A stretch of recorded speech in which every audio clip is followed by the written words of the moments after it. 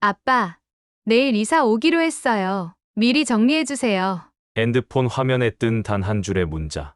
그 순간 내 눈앞이 새하얘졌다. 아내의 장례식을 치르기 하루 전날 딸이 보낸 그 메시지는 슬픔을 삼킬 겨를도 없이 나를 집 밖으로 내모는 선언이었다. 거실 한복판, 아직 상복도 제대로 준비하지 못한 채 앉아 있던 나는 손에 쥔 전화기를 내려다봤다. 정리해달라니 뭘 정리하라는 거지? 망연자실한 상태에서 눈동자만 떨렸다. 아내는 이틀 전 조용히 세상을 떠났다.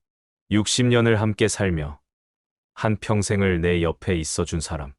그녀의 마지막 숨결을 지켜보는 순간까지 나는 손을 놓지 않았다. 그녀는 내 가족이자 친구였고 삶의 전부였다.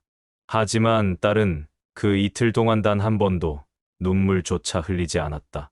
고작 해야 잘 보내드리자는 말 한마디뿐. 그런 아이가 오늘 내일 이사 오기로 했으니 비워달라고 한다. 장례도 끝나지 않았는데 나는 벌써 내쫓기는 신세가 된 것이다. 딸, 은지. 이름만 들어도 가슴이 먹먹해진다. 어릴 때 그렇게 아껴주고 뒷바라지했던 아이. 아내는 늘 은지를 자랑스럽게 여겼다. 우리 딸은 꼭 나중에 엄마처럼 가정 따뜻하게 챙길 거야. 그랬던 딸이 이젠 차갑고 낯선 사람처럼 느껴졌다. 며칠 전에도 은지는 사위와 함께 찾아와 내게 말했었다. 아빠, 이 집 명의 아시죠? 제 이름이에요. 엄마 돌아가시고 나면 저희도 이제 자리 좀 잡아야 하잖아요. 그땐 그냥 던진 말인 줄 알았다. 아내가 아직 살아계셨고 집안 분위기도 무거웠으니까. 그런데 오늘 보낸 문자는 단호했다. 내일 이사 오니 미리 짐을 정리해달라.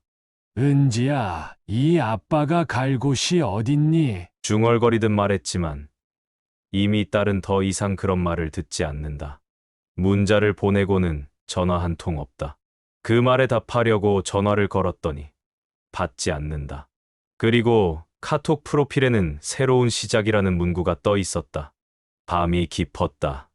방 안에는 아직도 아내의 체온이 남아있는 이불이 덮여 있었다.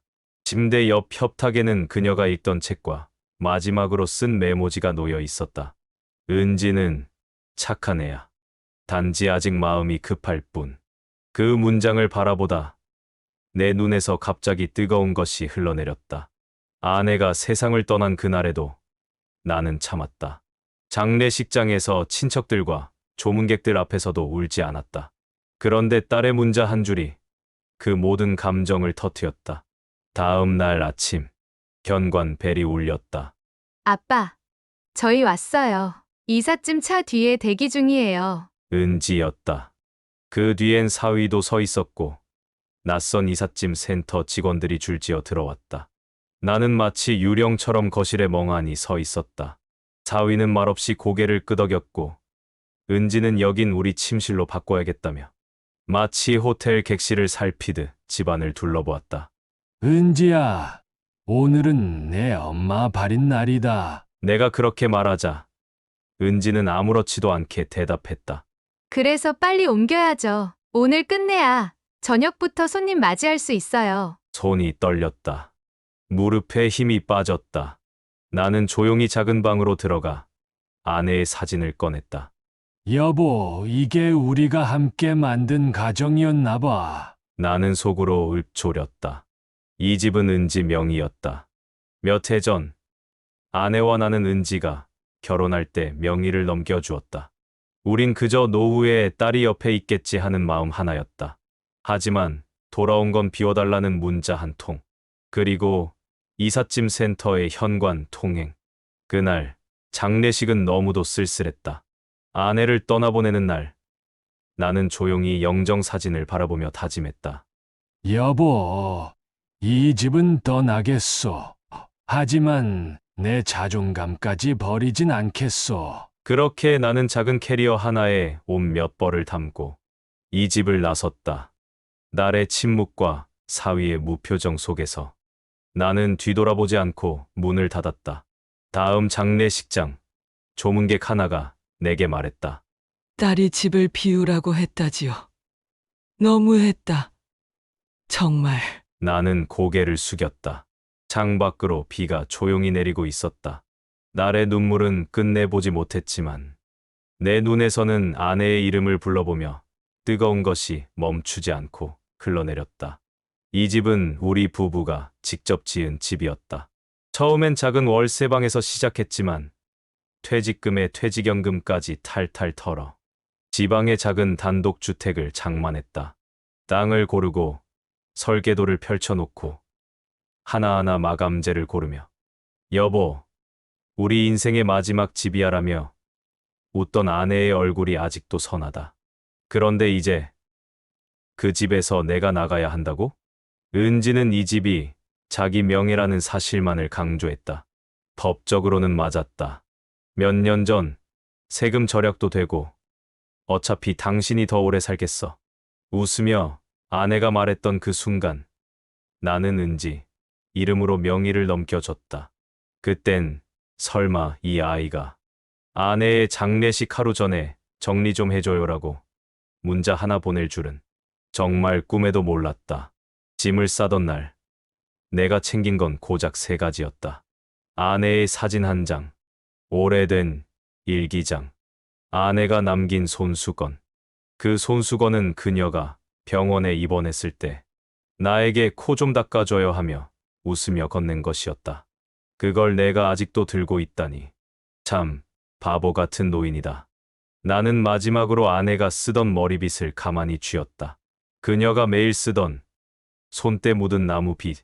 여보, 이 집에서 우리가 얼마나 행복했었는지 알아? 내가 간 뒤에도 난 여기 남아 내 숨결을 기억하며 살고 싶었어.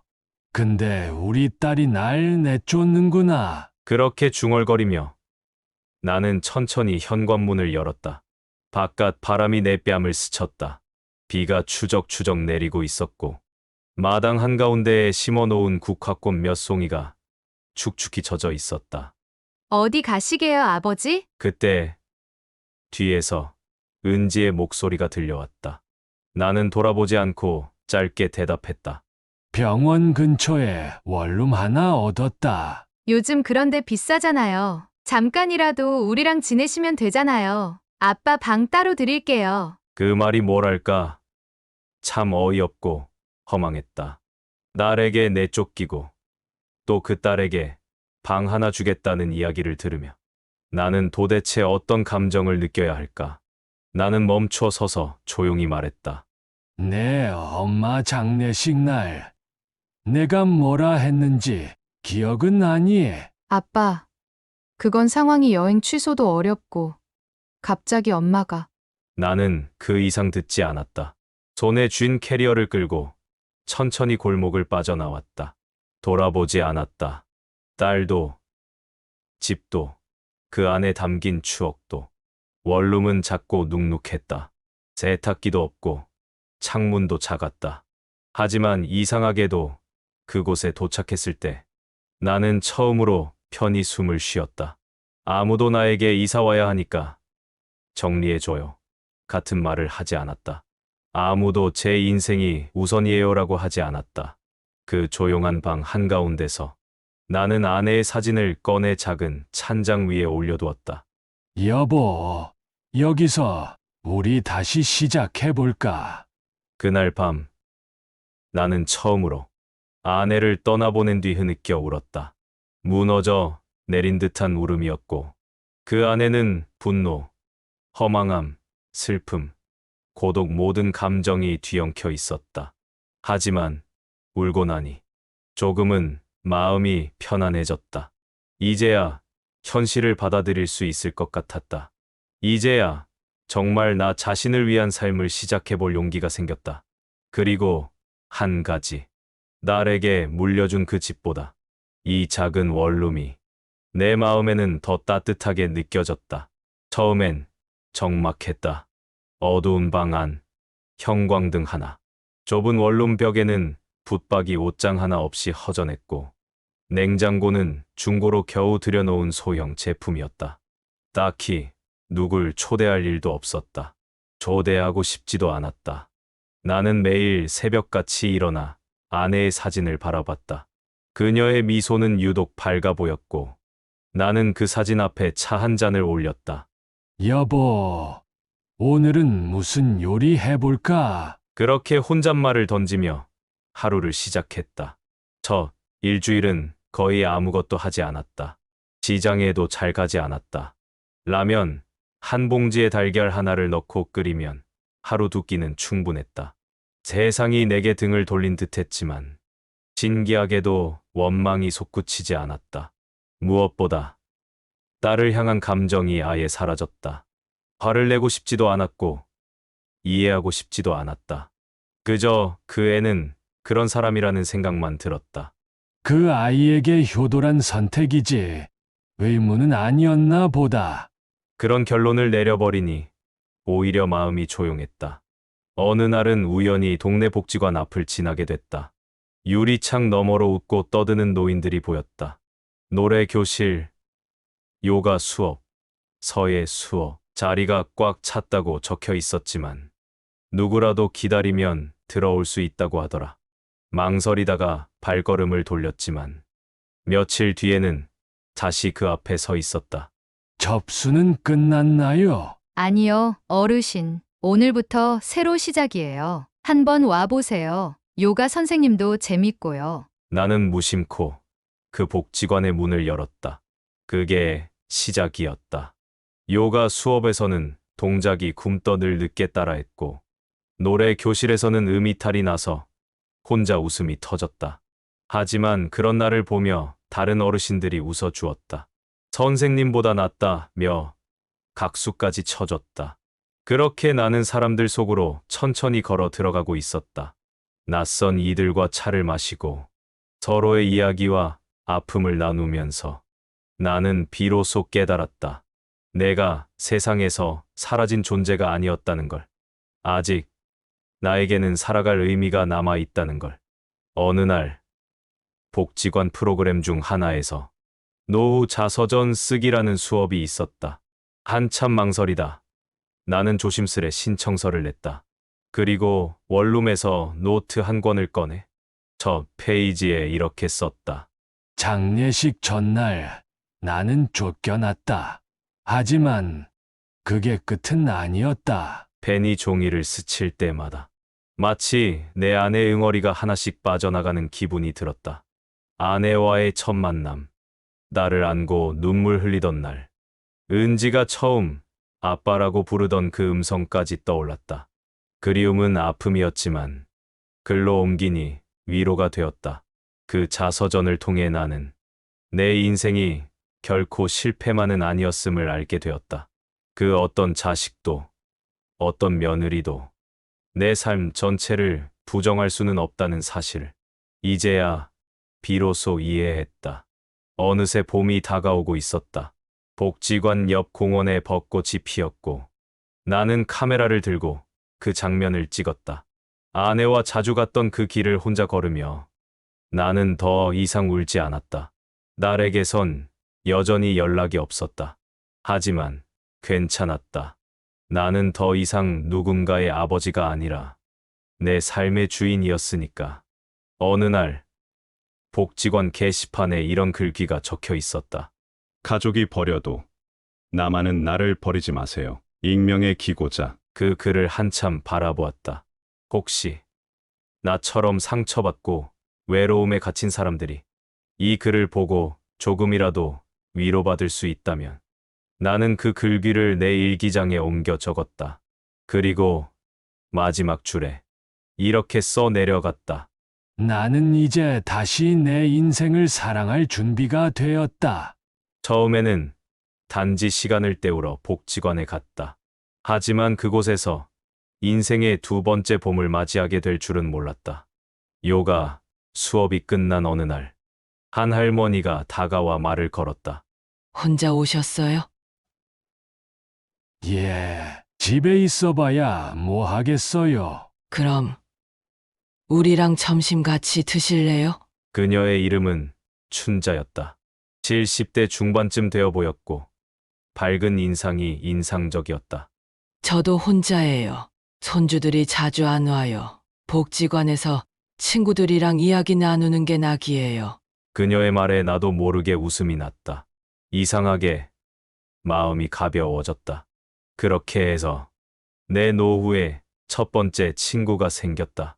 이후로도 자연스럽게 사람들과 어울리게 됐다. 점심을 같이 먹고 동네 바둑 동호회에 나가기도 하고 심지어 스마트폰 교육도 함께 듣게 되었다. 어르신, 이모티콘은 이렇게 눌러요. 이건 뭐야? 애들만 쓰는 줄 알았는데. 서툴고 웃긴 장면들이 많았지만 그 시간들 덕분에 나는 다시 세상과 연결되어 있다는 걸 느꼈다. 한 번은 춘자 할머니가 말했다. 사람은 결국 사람으로 치유받는 거예요. 그 말이 마음 깊숙이 파고들었다. 나는 내 가족에게 상처받았지만 이 낯선 이들이 내 마음을 다독여 주었다. 어느 날은 자서전 수업 중 한 노인이 자신의 이야기를 꺼냈다. 저도 장례식 날 아들이 안 왔어요. 일이 바쁘다더군요. 그땐 서러웠지만 지금은 덤덤해요. 이렇게 살아있잖아요. 그의 목소리는 조용했지만 그 안에는 삶의 깊이가 배어 있었다. 나는 그 자리에서 처음으로 고개를 끄덕이며 말했다. 저도 비슷한 경험을 했습니다. 그렇게 우리는 서로의 상처를 공유했고 조용히 위로했다. 누구 하나 눈물을 흘리지 않았지만 마음속 깊은 곳에서는 뭔가가 녹아내리고 있었다. 어느 날 복지관 프로그램의 일환으로 소소한 음악회가 열렸다. 어르신들이 각자 준비한 노래를 부르는 자리였다. 나는 춘자 할머니의 권유로 바람이 불어오는 곳을 불렀다. 목소리는 떨렸고 음정도 많이 흔들렸지만 사람들은 따뜻한 박수로 응원해 주었다. 그 순간 나는 무대 위에서 무너졌던 자존감을 다시 세웠다. 노후란 결국 누구와 함께 어떤 감정으로 살아가는가의 문제였다.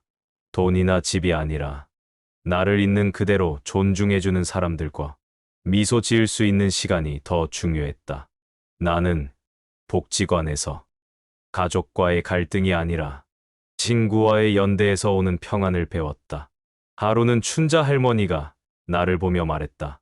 이제는 아내분도 마음 편히 계실 거예요. 당신이 잘 살아가고 있으니까. 그 말에 눈물이 왈칵 쏟아졌다. 하지만 이번엔 아프지 않았다. 감사함에 대한 눈물이었다. 나는 매일 아침 복지관에 간다. 사람들과 인사를 나누고 차를 마시고 서로의 이야기를 듣는다. 그리고 혼자 남는 저녁이면 그날의 대화를 떠올리며 미소 짓는다. 당신이 떠나도 당신의 사랑으로 나는 살아갑니다. 아내에게 전하고 싶은 한마디를 가슴에 꾹꾹 눌러 담으며 나는 다시 하루를 살아간다. 며칠 전 낯선 번호로 문자가 도착했다. 수신이는 딸. 하지만 저장된 이름은 없었다. 아빠, 잘 지내세요? 요즘 계속 마음에 걸려서 시간 되시면 뵐 수 있을까요? 처음엔 울컥했다. 이제 와서 왜? 장례식 하루 전에 보낸 퇴거 통보 문자.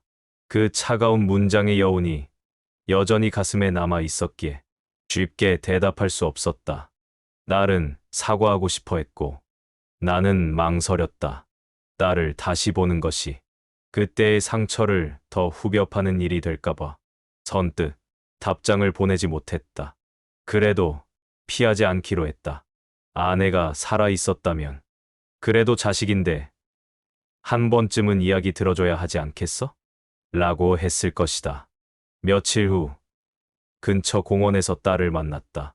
늘 밝고 말 많던 딸이 그날만큼은 아무 말 없이 나를 향해 허리를 숙였다. 아빠, 정말 죄송해요.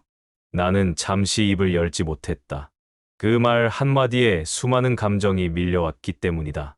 딸은 눈물을 삼키며 말했다. 그날 솔직히 무섭고 두려웠어요. 장례식 준비도 감당 안 됐고 아이들도 아프고 시댁은 또 난리고 이래저래 다 감정이 얽혀 있었어요.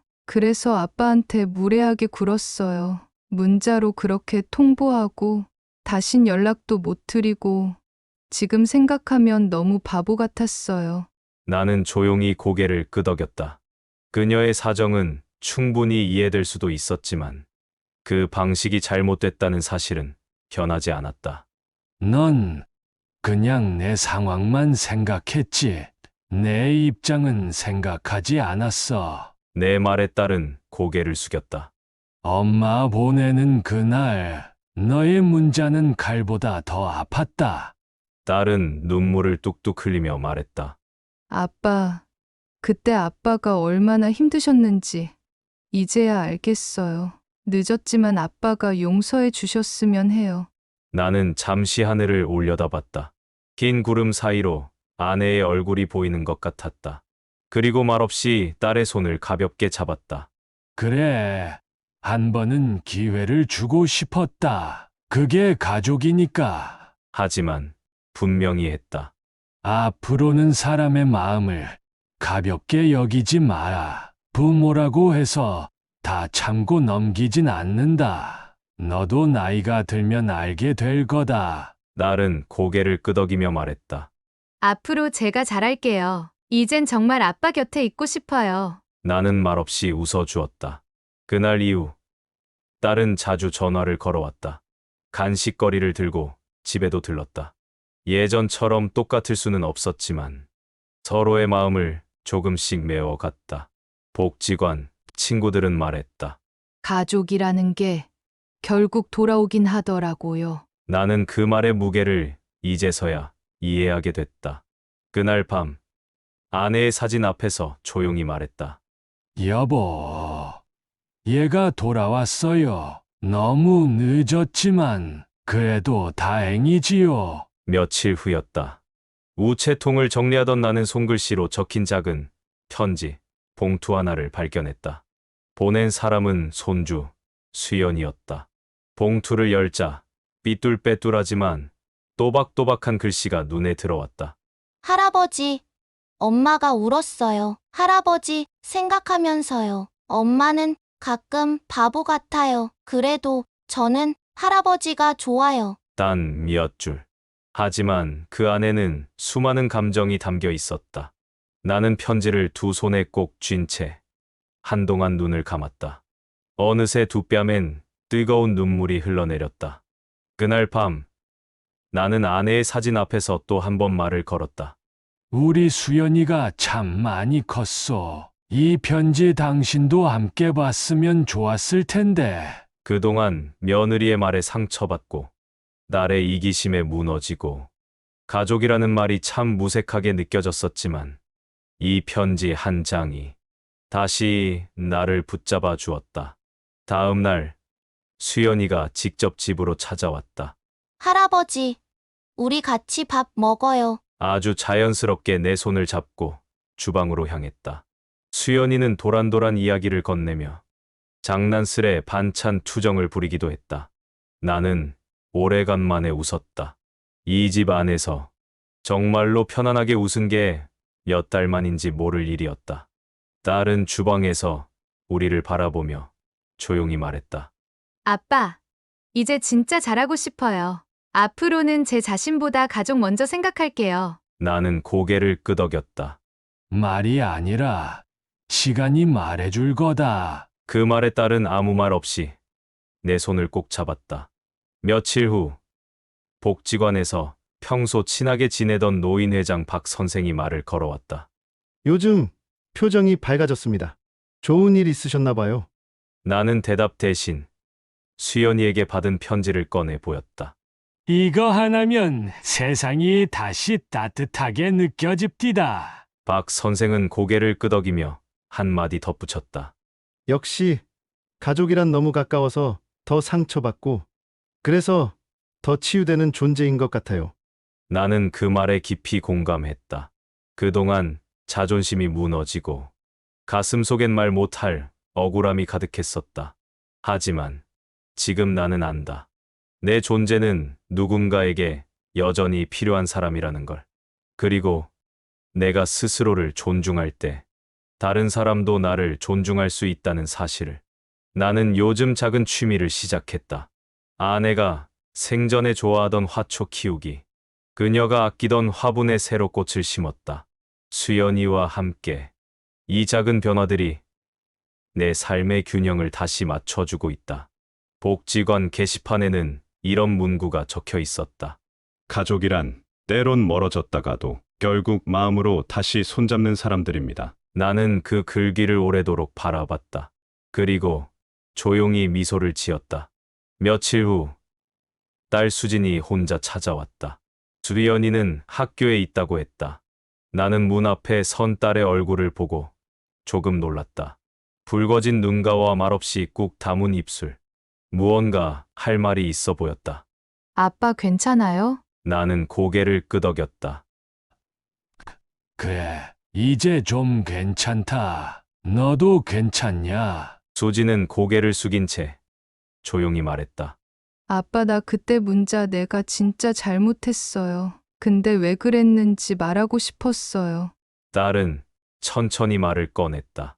장례식 바로 전날 시아버지가 쓰러지셨어요. 남편은 병원에 가야 한다고 했고 시어머니는 나보고 장례식 준비 도우라고 했고 근데 정작 우리 집엔 아무도 도와줄 사람이 없었어요. 나 혼자 아이 챙기고 병원 오가고 머리가 하얘졌어요. 나는 조용히 딸의 말을 들었다. 그래서 그날 밤 그 문자 보낸 거예요. 그 말이 얼마나 아팠을지 생각도 못했어요. 그냥 도망치고 싶었어요. 딸은 울음을 참으려 애쓰다. 끝내 눈물을 흘렸다. 엄마가 아프다고 했을 때도 내가 더 못 챙겨드렸잖아요. 근데 아빠마저 내 문자 하나에 그렇게 힘들 줄은. 나는 딸의 손을 조용히 잡았다. 그 손이 어릴 적 놀이터에서 넘어졌을 때 내가 붙잡아 일으켜주던 그 작은 손 같았다. 수진아, 딸이 고개를 들었다. 이해 못한 건 아니다. 하지만 내가 그날 한마디라도 죄송해요라는 말만 했어도 아마 난 이렇게까지 아프진 않았을 거야. 딸은 고개를 끄덕이며 입술을 깨물었다. 맞아요. 그 말조차 못한 내가 참 어리석었어요. 잠시 침묵이 흘렀다. 나는 다시 말했다. 지나간 일은 돌이킬 수 없다. 하지만 지금부터의 태도는 바꿀 수 있어. 너도 그걸 알잖니? 딸은 조용히 손등으로 눈물을 훔쳤다. 앞으로 아빠 옆에 더 있을게요. 진심으로요. 그날 저녁, 딸과 나는 아내의 사진 앞에 함께 앉았다. 딸은 조용히 엄마에게 말했다. 엄마, 나도 이제 철들게요. 아빠랑 잘 지낼게요. 그러니까 엄마, 잘 보고 있어요. 나는 눈을 감고 고개를 끄덕였다. 이 늦은 화해가 아내에게도 닿기를 바랐다. 수진과의 대화 이후 나는 어쩐지 마음이 조금 가벼워졌다. 그동안 쌓였던 감정의 어깨가 아주 조금은 거친 듯했다. 그렇다고 상처가 사라진 것은 아니었다. 단지 그 상처를 꺼내놓을 수 있는 공간이 생겼을 뿐이었다. 며칠 뒤 수지는 주말마다 손녀 수연이를 데리고 나를 찾아왔다. 둘은 주방에서 함께 부침개를 부치고 마당에 튄 꽃을 보며 웃고 밤에는 엄마가 남긴 앨범을 꺼내 앉아 이야기를 나눴다. 수연이가 어느 날 물었다. 할아버지, 엄마 어릴 땐 뭐 좋아했어요? 나는 웃으며 대답했다. 책 읽는 거. 그 조그만 방 안에서 커튼도 안 치고 밤새 책 읽고 있더라. 수연이가 고개를 끄덕이며 말했다. 엄마, 닮았나 봐요. 저도 책 좋아해요. 그 순간 무너졌던 내 안의 벽 하나가 스르르르 무너졌다. 그토록 무심하고 냉정하게만 보였던 딸이 이제는 조금씩 내 안에 들어오기 시작했다. 그날 밤 나는 오래간만에 아내의 사진 앞에 앉아 작게 중얼거렸다. 당신 보고 있지? 우리 수진이 다시 웃기 시작했어. 수연이도 많이 컸고 나도 이제 조금씩 괜찮아지고 있어. 시간이 흐르자 내 일상도 조금씩 변화했다. 복지관에서 혼자 그림 그리기를 배웠고 도서관에 나가 시니어 독서 모임에도 참석했다. 평생 아내와 함께하던 삶에서 처음으로 나만의 시간을 가지기 시작한 것이다. 처음엔 허전했다. 누구와도 말 섞기 싫고 고요한 집 안에 혼자 있는 것도 견딜 수 없었다. 하지만 점점 익숙해졌다. 이 고요함이 때로는 치유가 된다는 것을 나는 이제야 알게 되었다. 하루는 독서 모임에서 한 분이 내게 물었다. 혼자 계시는 거 힘들지 않으세요? 나는 대답했다. 처음엔 많이 힘들었죠. 근데 혼자 있는 시간이 꼭 외로운 건 아니더군요. 그 시간 속에서 내가 누구였는지를 다시 돌아보게 되니까요. 그 말에 많은 분들이 고개를 끄덕였다. 어쩌면 우리 모두 혼자 남겨지는 순간을 두려워하지만 그 속에서 진짜 나를 마주하는 것인지도 모른다. 며느리가 보낸 그 황당한 문자 한 통은 내 인생을 밑바닥까지 끌어내렸다. 하지만 동시에 그 사건은 내가 진짜로 나를 회복할 기회가 되었다. 나는 이제 더 이상 누군가의 아버지, 누군가의 남편으로만 사는 게 아니다. 나는 나 자신의 주인으로 살아가고 있다. 그리고 그걸 가장 먼저 알아봐 준 사람은 다시 돌아온 딸이었다. 봄이 오자 마당 한켠에 심어뒀던 매화가 조심스럽게 꽃을 틔웠다. 겨울 내내 말라 죽은 줄 알았던 가지에서 어느새 새싹이 움트고 있었다. 그 모습을 보며 문득 내가 떠올랐다. 한때는 딸 하나 잘못 키웠나 자책하며 지냈고 며느리의 한마디에 존재가 무너진 듯한 고통도 겪었다. 그런데 이렇게 다시 살아있는 꽃처럼 나도 피어날 수 있단 걸 이제야 알게 된 것이다. 나는 더 이상 누군가의 집에 짐이 되는 존재가 아니다. 누구에게 기대지 않고도 나를 지키며 살아갈 수 있다는 걸 비로소 내 스스로 증명해 보였다. 딸과의 관계도 손녀와의 교감도 모두 내가 먼저 변하려는 노력을 했기에 가능했던 일이었다. 어느 날 수진이가 조심스럽게 말했다. 아빠, 우리 가족 여행 같이 가면 안 돼요? 그 한마디에 나는 목이 메어 대답을 하지 못했다. 말 대신 아내의 사진을 바라보며 작게 고개를 끄덕였다. 그래. 당신도 허락해 줄 거지? 며칠 후 가족 여행을 떠났다. 딸, 손녀, 그리고 나. 세 사람이 웃으며 사진을 찍는 그 순간 나는 문득 이런 생각이 들었다. 비록 아내는 곁에 없지만 그녀의 사랑이 이 가족의 뿌리가 되어 우리를 다시 이어준 것이 아닐까. 나는 이렇게 말하고 싶다.